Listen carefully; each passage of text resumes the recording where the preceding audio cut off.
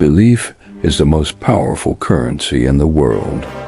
It can build empires, inspire revolutions, and create saints. But in the hands of a master manipulator, it can also become the most devastating weapon. This is a story about the power of a good story. A story so convincing, so detailed, so full of hope that it lured hundreds of people to invest their fortunes, their futures, and their very lives in a dream. But this dream was a lie, a ghost of a nation, born in the mind of one of history's most audacious and brilliant con men. This is the true story of Gregor MacGregor, the Scottish adventurer who sold a country that didn't exist, and the settlers who sailed to paradise only to find hell on earth. Our story begins with a man who seemed destined for greatness. Gregor MacGregor was born in 1786 into a proud Scottish clan with a lineage that he claimed stretched back to ancient kings. He was charismatic, handsome, and possessed an almost supernatural self-confidence. He joined the British Army at 16, the youngest ensign in its history, and quickly proved himself to be a brave, if reckless, soldier. He fought in the Napoleonic Wars, married the daughter of a naval admiral, and seemed set for a distinguished career. But MacGregor was a man of immense ambition, and the rigid structure of the British military was too small a stage for him. He craved glory, wealth, and above all, a title. He resigned his commission and in 1812 sailed for South America to join the Revolutionary Wars of Independence led by figures like Simón Bolívar.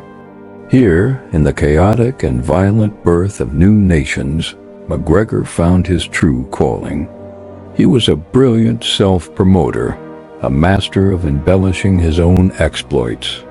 He quickly rose through the ranks of the Venezuelan army, earning the rank of general. He led daring raids, captured cities, and cultivated a reputation as a swashbuckling hero. By the time he returned to London in 1821, he was no longer just Gregor MacGregor. He was General Sir Gregor MacGregor, a war hero, a freedom fighter, and, as he would soon claim, the sovereign prince of his own. It was in London that MacGregor orchestrated his masterpiece of deception. He announced that the king of the Mosquito people, a native tribe on the coast of what is now Honduras, had granted him a vast tract of land. He called this new country Poyais, and according to MacGregor, it was a paradise. He didn't just tell people about Poyais. He created it in breathtaking detail. He produced a 350-page guidebook, complete with maps and illustrations, describing a nation blessed with impossibly fertile soil, rivers flecked with gold, and vast forests of mahogany. He described a sophisticated capital city with a grand opera house, a parliament building, and paved boulevards. He described a thriving colony of British settlers who were already living there in perfect health and prosperity. It was a symphony of lies, a perfectly constructed fantasy designed to appeal to the hopes and dreams of a post-war British public. He opened an office in London and began selling land at 4 shillings an acre. He designed a flag, composed a national anthem, and even printed Poyaisian dollars. He appointed officials, created a coat of arms, and began selling commissions in the Poyaisian army. He was not just selling land. He was selling a new life, a chance for ordinary people to become landed gentry in a tropical utopia. And London, the financial capital of the world, believed him. The response was overwhelming. In the drawing rooms and coffee houses of the city, MacGregor, with his war hero reputation and his boundless charisma, was a sensation. He convinced hardened bankers, shrewd merchants, and hopeful families to invest. He successfully floated a 200 Tisiac pound loan on the London Stock Exchange for his imaginary government, a staggering sum at the time. But his greatest deception was reserved for the people who would become his true victims, the settlers. He sold them not just land, but a dream. He convinced them to trade their dreary lives in industrial Britain for a chance at paradise. In late 1822, the first ship, the Honduras packet, set sail from London, carrying around 70 hopeful colonists. They were followed in January 1823 by a second ship, the Kennersley Castle, with nearly 200 more. These were not desperate paupers. They were skilled artisans, doctors, lawyers, and families with young children who had sold everything they owned to buy into MacGregor's dream. They carried with them their tools, their fine clothes, and their Poyaisan dollars, ready to build a new life in the capital city of St. Joseph. After a 2-month journey across the Atlantic, the Honduras packet arrived at the coast of Poyais. What the settlers found was not the bustling port city described in the guidebook. There was no city. There was no harbor. There were no friendly British colonists waiting to greet them.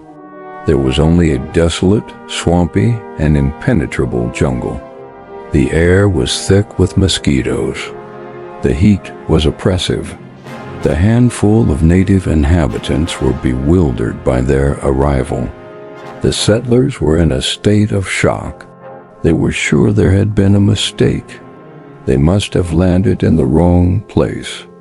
But the ship's captain, his job done, unloaded their belongings onto the beach and sailed away, leaving them stranded in their non-existent paradise. The nightmare had begun. The reality of their situation quickly set in. They were hundreds of miles from any real settlement, with no shelter and dwindling supplies.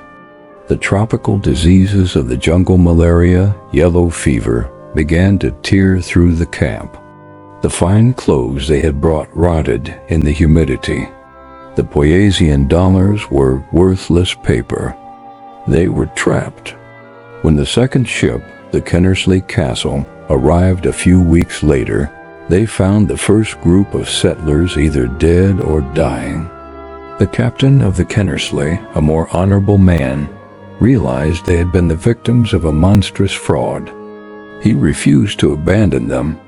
A passing ship from the British colony of Belize eventually discovered the survivors and rescued them. But by then, of the 270 people who had sailed for Poyais, nearly 2/3 were dead. While his victims were dying in a Central American swamp, Gregor MacGregor was living like a king in Paris, having already started to sell his Poyaisan dream to French investors. But the news of the disaster eventually followed him. The survivors returned to London, their stories of horror filling the newspapers. The Poyaisan fraud was exposed. The greatest con in history had unraveled. But now comes the most unbelievable part of the story.